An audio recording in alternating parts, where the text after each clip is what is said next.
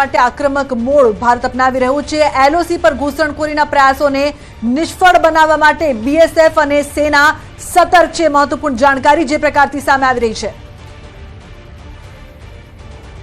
जहां पर एक तरफ से एलओसी पर आर पार फायरिंग और शेलिंग हो रही है, यानी पाकिस्तान आर्मी की तरफ से फायरिंग की जा रही है, इंडियन आर्मी की तरफ से रिटाइलेट किया जा रहा है। तनाव एलओसी पर बहुत ज़्यादा है। वहीं दूसरी तरफ से कई जगहों पे इन्फिल्ट्रेशन की कोशिशें हो रही हैं। इन्फिल्ट्रेशन का एक अटेम्प्ट जो है बताया जा रहा है कि फॉइल कर दिया गया है, खासतौर से सांबा एरिया में। लेकिन हर तरफ से एलओसी और इंटरनेशनल बॉर्डर पर चौकसी बढ़ा दी गई है। और आप देख सकते हैं, हालांकि मैं नहीं बताऊंगा कि लोकेशन कौन सी है, लेकिन ये आप देख सकते हैं किस तरीके की चौकसी बढ़ा दी गई है उन एरियाज में जहां पर एलओसी के एरियाज हैं या बॉर्डर एरियाज हैं। यहाँ पे बीएसएफ के जवान लगातार निगरानी कर रहे हैं, लगातार चौकसी बढ़ा रहे हैं। जितने भी पोस्ट्स बीएसएफ के हैं या उनकी जो पेट्रोलिंग की टीमें हैं वो लगातार जा रहे हैं जगह जगह पे। ये जो माउंटेन है इसके ऊपर भी बीएसएफ के पोस्ट हैं, इर्द गिर्द आर्मी की इंस्टॉलेशंस हैं, जो मैं लोकेशन बताना नहीं चाहूँगा सिक्योरिटी रीजंस की वजह से। लेकिन ये आप देख सकते हैं किस तरीके की चौकसी बढ़ती जा रही है ताकि कोई भी इन्फिल्ट्रेशन की कोशिश ना हो। क्योंकि जब सीज फायर वायलेशन होती है या आर पार की फायरिंग या शेलिंग होती है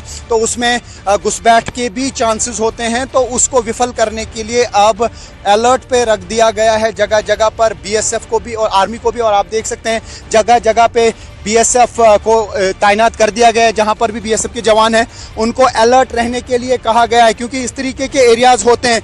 ये आप देख सकते हैं, ये जो आप दरिया देख रहे हैं ये जहलम बहता है और यही लाइन ऑफ कंट्रोल के उस पार जाता है। और इर्द गिर्द काफ़ी सारे दर्रे होते हैं, काफ़ी सारे ऐसे एरियाज होते हैं जिसमें बहुत घने घने पेड़ होते हैं और वहाँ से इन्फिल्ट्रेशन की जो आगे से कोशिश होती है एलओसी के थ्रू और बाद में यहाँ से ही घुसपैठी आगे आ सकते हैं। तो हर जगह पे इसी तरीके की निगरानी रखी जा रही है। या कहीं अगर उस पार से यानी पाकिस्तान आर्मी की तरफ से अगर कोई फायर आता है तो उसको रिटाइलेट करने के लिए भी यहाँ पर बीएसएफ के जवान तैनात हैं। हालांकि अगर इन्फिल्ट्रेशन की बात करें तो काफ़ी सारे इन्फिल्ट्रेशन के रूट्स उड़ी में भी हैं, कुपवारा में हैं, जगह जगह पे इन्फिल्ट्रेशन के रूट्स हैं। क्योंकि बर्फ़ पिघल चुकी है और इसी सीज़न में ज़्यादा इन्फिल्ट्रेशन की कोशिश की जाती थी, लेकिन काफ़ी टाइम से इन्फिल्ट्रेशन के रूट्स को बंद कर दिया गया था, फेंसिंग कर दी गई थी और इन्फिल्ट्रेट करना बहुत मुश्किल हो गया था। लेकिन जब फायरिंग जारी रहती है तो उसमें चांसेस रहते हैं इन्फिल्ट्रेटर्स को इन्फिल्ट्रेट करने की।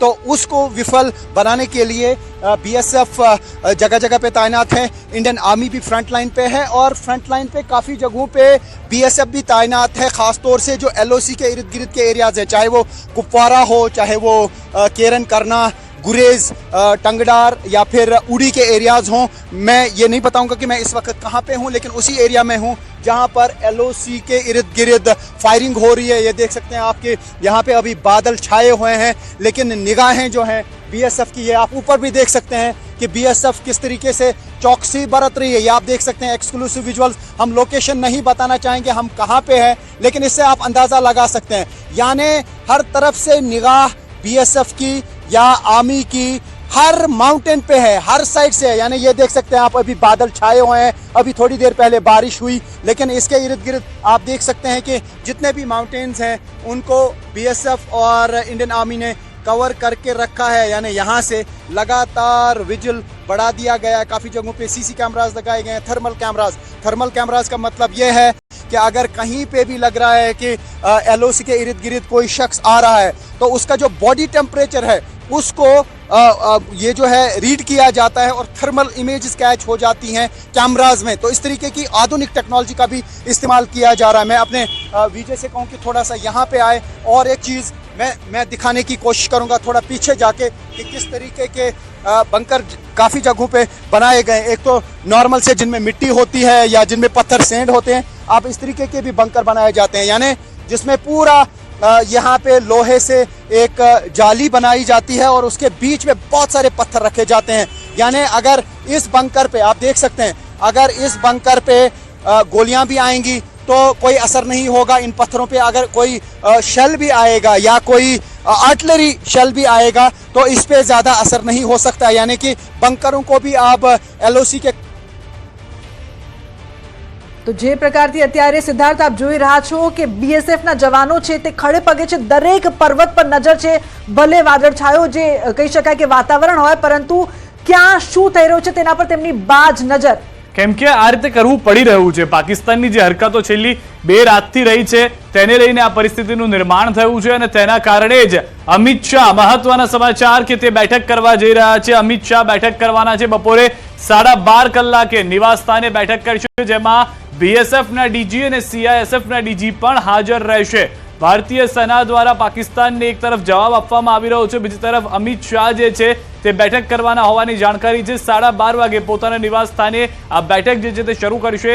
બીએસએફના ડીજી, સીઆઈએસએફના ડીજી પણ હાજર રહેશે. એટલે કે બીએસએફની જે તૈયારીઓ છે, જે રીતે 7 આતંકીઓની ઘૂસણખોરીને નાકામ કરી છે, જૈશના આતંકીઓ હોવાની ઓળખ થઈ છે, બીજી તરફ જે એલઓસી છે જ્યાં આગળ આર્મીને મદદમાં છે બીએસએફ, તેમાં પણ વધારો કરવામાં આવશે. અને ગુજરાત જેવા કેટલાક એરિયા જે છે, ગુજરાત છે, રાજસ્થાન છે, કે જ્યાં આગળ ફ્રન્ટ લાઇનર તરીકે તેઓ જોવા મળી રહ્યા છે લુબના, તો એ તમામ લોકોને લઈને મહત્વની જાણકારી છે. બિલકુલ, ભારતીય સેના દ્વારા પાકિસ્તાનને અપાયેલા મુંહતોડ જવાબને લઈને કથાકાર રમેશભાઈ ઓઝાએ પણ પ્રતિક્રિયા આપી છે. કહ્યું છે કે પાકિસ્તાનને સ્ટ્રોંગ મેસેજ ભારતીય સેના તરફથી મળી ગયો છે, તો દેશની દીકરીઓની પ્રશંસા કરી અને નારી શક્તિના કમાલની પણ વાત કરી છે. સેક્રેટરીએ પણ કહ્યું કે અમે સેના ઉપર હુમલો નથી કર્યો, અમે આતંકવાદીઓના અડ્ડાઓ ઉપર હુમલો કર્યો. અમારો વિરોધ આતંકવાદ સાથે છે અને આતંકથી સુરક્ષા એ અમારો અધિકાર છે, એટલે અમે રિટેલિએટ કરશું, પણ અમે કોઈ ત્યાંની પ્રજાને એને નુકસાન ન થાય એ રીતે, અને અમે સેના ઉપર નહીં પણ સમજી જાજો હવે તમે એના આકાઓ, હવે આ હગી નહીં થાય. આવો એક સ્ટ્રોંગ મેસેજ એ તો મળી જ ગયો છે. તો કથા દરમિયાન આ કહેવામાં આવ્યું છે રમેશભાઈ ઓઝા તરફથી, સ્પષ્ટ છે, તમામ લોકો એ જ વાત કહી રહ્યા છે કે ભારતે જે કાર્યવાહી કરી હતી એ આતંક સામે કરી હતી. જે સમજદાર લોકો છે, જેનામાં સમજ શક્તિ છે, તે તમામ લોકો સમજી ગયા છે, પરંતુ જે નથી સમજ્યું તે છે પાકિસ્તાન. કદાચ પૈસા પણ આતંકીઓ તરફથી તેમને મળી રહ્યા છે, ત્યારે મહત્વની વાત છે. બિલકુલ, ગુરુવારે મોડી રાતથી પાકિસ્તાની સેનાએ ફરી એકવાર પૂંછ શહેરને નિશાન બનાવ્યું છે અને ભારે ગોળીબાર કરવામાં આવી રહ્યો છે, જેમાં એકનું મોત થયું છે, 3 લોકો ઘાયલ થયા છે, ઘણા બધા ઘરો અને વાહનોને પણ ભારે નુકસાન થયું છે. ભારતીય સેનાએ પણ નાપાક કૃત્યનો યોગ્ય જવાબ આપ્યો છે. ફરી એકવાર સિદ્ધાર્થ, જે નિર્દોષ નાગરિકો છે તેમના પર फायरिंग કરવામાં આવી રહી છે. कल रात पाकिस्तान की तरफ से पुंछ शहर को निशाना बनाकर की गई भारी गोलाबारी, जिसके मुंह बोलते निशान आप देख सकते हैं कि पुंछ शहर के अंदर किस प्रकार जो है हालात है बनी हुई है. पाकिस्तान की गोलाबारी से कई घरों को नुकसान पहुंचा है और लगातार पाकिस्तान ने गोलाबारी की है. रात 8:30 बजे से लेकर सुबह 5:30 बजे तक पाकिस्तान ने लगातार गोलाबारी की. और कल रात पाकिस्तान की तरफ से पुंछ शहर को निशाना बनाकर की गई भारी गोलाबारी, जिसके मुंह बोलते निशान आप देख सकते हैं कि पुंछ शहर के अंदर किस प्रकार जो है हालात है बनी हुई है. पाकिस्तान की गोलाबारी से कई घरों को नुकसान पहुंचा है. और તો પાકિસ્તાની મીડિયાનો દાવો છે, હાલમાં જે જાણકારી મળી રહી છે, ડ્રોન હુમલાથી પાકિસ્તાનમાં એક તરફ ફફડાટ જોવા મળી રહ્યો છે. ભારતે વધુ ડ્રોન હુમલા કર્યા છે. જે જાણકારી છે પાકિસ્તાની મીડિયા તરફથી, તે ભારતે વધુ 6 પાકિસ્તાનમાં ડ્રોન ઘુસાડ્યા છે. ડ્રોનથી હુમલો કર્યો છે. પાકિસ્તાને રાજૌરીમાં ગોળીબાર કર્યો અને રહાયશી વિસ્તારને નિશાન બનાવ્યા હતા. જે રહીશી વિસ્તારો છે, પાકિસ્તાન દ્વારા મોકલવામાં આવેલા ડ્રોનને ભારતીય સેનાએ હવામાં જ સંપૂર્ણપણે તોડી પાડ્યા હતા. પાકિસ્તાને રાજૌરી જિલ્લાના ચેલા, મંગલનાથ, મણિકોટ અને ગંભીરના અલાહાબાદ તંડવાલ ગામને નિશાન બનાવ્યું હતું, જેને જડબાતોડ જવાબ ભારતીય સેનાએ આપી દીધો છે. हरकत एक बार फिर सामने आई. एक बार फिर पाकिस्तान ने सीज़फायर का उल्लंघन किया और रात भर राजौरी जिला में फायरिंग की गई. राजौरी के नौशहरा सेक्टर हो, मंजाकोट सेक्टर या फिर केरी सेक्टर, पाकिस्तान की तरफ से इन तीनों सेक्टर को निशाना बनाया गया और रिहायशी इलाकों पर निशाना साधा गया.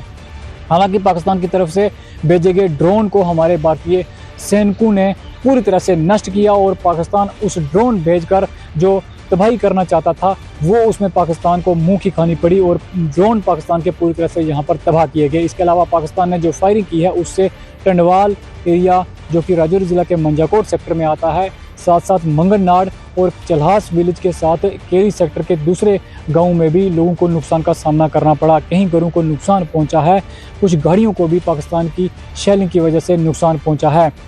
पाकिस्तान की शेलिंग का भारतीय फौज ने मुंहतोड़ जवाब दिया है. किसी भी जानी व माली नुकसान की खबर राजौरी जिला से अभी तक नहीं है. न्यूज़ 18 के लिए राजौरी से शक्ति शर्मा. તો જમ્મુ અને કાશ્મીર તેમજ કુપવાડા જિલ્લામાં સરહદ પર આખી રાત ગોળીબાર ચાલુ રહ્યો છે. પાકિસ્તાની ગોળીબારની કરના અને કેરનમાં રહેણાંક મકાનોને ભારે નુકસાન થયું હતું, જેના કારણે લોકોમાં ગભરાટ પણ ફેલાયો છે। સાથે મહત્વપૂર્ણ સમાચાર, પેટ્રોલ અને ડીઝલને લઈને તમામ આઉટલેટ્સ પૂરતા છે, જથ્થો ઉપલબ્ધ છે તેવું પણ કહેવામાં આવી રહ્યું છે। पर जो है लगातार जो है गोलाबारी होती रही और लोग जो हैं छुपे रहे। कई सारे लोग जो हैं अभी तक उनका अभी पूरी तरह से जो है करना में पता भी नहीं चल रहा है कि कितना नुकसान और ज़्यादा हुआ है। जो बंकर्स हैं वो यहाँ पे इतने ज़्यादा नहीं है कि लोग उनमें छुप सकें। अलग कम्युनिटी बंकर हैं अलग अलग जगह पे। ऑपरेशन सिंदूर के बाद पूरे जम्मू कश्मीर के साथ साथ कुपवाड़ा जिले यानी कि शुमाली कश्मीर में भी सरहदें उफान पर थी। रात भर पाकिस्तान की जानिब से इस पार गोलाबारी हुई, जिसका हिंदुस्तानी फौज ने करारा जवाब दिया। ताहम गोलाबारी इस कदर शदीद थी कि लाइन ऑफ कंट्रोल जो है वो फान पर थी और पूरा इलाका दहल उठा। यानी कि शुमाली कश्मीर की अगर हम बात करेंगे, रात भर शुमाली कश्मीर जो है वो दहल उठा और गोलाबारी इस कदर शदीद थी कि पूरी ज़मीन हिल रही थी। यानी कि इस बार आर्टिलरी का भी जो है उन्होंने इस्तेमाल किया। तमाम हिंदुस्तानी फौज लगातार जवाबी कार्रवाई कर रही थी। ताहम इस कार्रवाई में करना और केरी सेक्टर में भारी तबाही मच गई। सबसे ज़्यादा तबाही जो है वो करना सेक्टर में देखने को मिल पा रही है और आपको हम दिखाने की कोशिश करेंगे कि रात भर जो है करना सेक्टर में किस तरह की तबाही हुई। रिहायशी मकान ज़मीन बोस हो चुके हैं, जबकि दर्जनों मकान जो हैं वो राख के ढेर में तब्दील हो गए। वही केरिन सेक्टर में भी तबाही मच गई है, वहाँ पर भी कई मवेशी हलाक हो चुके हैं, रिहायशी मकानों को नुकसान पहुँचा है। मस्जिद सेक्टर में भी जो इतलात आई थी कि वहाँ पर भी जो है शेलिंग हुई, नवगाम सेक्टर में भी। यानी कुल मिलाकर पूरा शुमाली कश्मीर जो है वो आज उफान पर था। रात भर गोलाबारी का सिलसिला जारी था। हिंदुस्तानी फौज जवाबी कार्रवाई कर रही थी। पहले इंतजामिया ने लोगों से ये कहा था कि वो अलर्ट हो जाए, ब्लैकआउट करें, रोशनी घरों में न जलाए, मूवमेंट न करें, जिसके साथ ही आज इंसानी जानों का ज़िया न हुआ, यानी कि जानी नुकसान नहीं हुआ, लेकिन इमलाक तबाह हो गई। यानी कि लोगों का कहना है कि पार से इस कदर गोलाबारी हो रही थी कि पूरा इलाका जो है वो दहल उठा। यानी कि रात भर लोग खौफ और डर के साए में जी रहे थे। लोग सिर्फ यही दुआ कर रहे थे कि कोई जानी नुकसान न हो और लोग रात भर होशियार थे। कुछ लोग बैंकरों में थे, लेकिन अभी वो खौफ और डर में हैं, वो बाहर नहीं निकल रहे, क्योंकि वक्फे से बताया जा रहा है कि लाइन ऑफ कंट्रोल पर फिर से वक्फे से गोलाबारी का सिलसिला जारी है। न्यूज़ 18 रात भर आवाम को पल पल की खबरें दे रही थी, क्योंकि लोग सिर्फ न्यूज़ 18 को देख रहे थे और लोग खबर सुन रहे थे कि किसी जगह कोई जानी नुकसान तो नहीं हुआ है। लेकिन पूरे जम्मू कश्मीर के साथ साथ जो रात भर की कहानी थी वो शुमाली कश्मीर में भी वही थी। नेटवर्क 18 के लिए LOC से यायासू। महत्वपूर्ण समाचार, सोशल મીડિયામાં અફવા ફેલાવનારાઓ સાવધાન, દેશ વિરોધી ટ્વીટ કરનારા સામે કાર્યવાહી કરવામાં આવશે। 4 લોકો સામે ફરિયાદ પણ નોંધવામાં આવી છે। સોશિયલ મીડિયાના માધ્યમથી ખોટા મેસેજ કરીને દેશની સેનાનું મનોબળ તોડવા અને દેશ વિરોધી ટ્વીટ કરનારાઓ સામે કાર્યવાહી। હજુ પણ જો કોઈ આ પ્રકારની માહિતી ફેલાવશે તો કાર્યવાહી કરવામાં આવશે।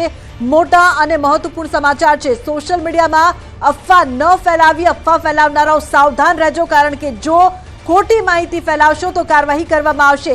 દેશ વિરોધી ટ્વીટ કરનારાઓ સામે કાર્યવાહી થઈ રહી છે।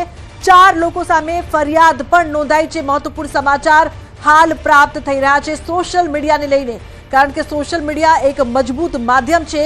કોઈ પણ જાતની અફવા ન ફેલાય તેનું ખાસ ધ્યાન રાખવું પડશે। તો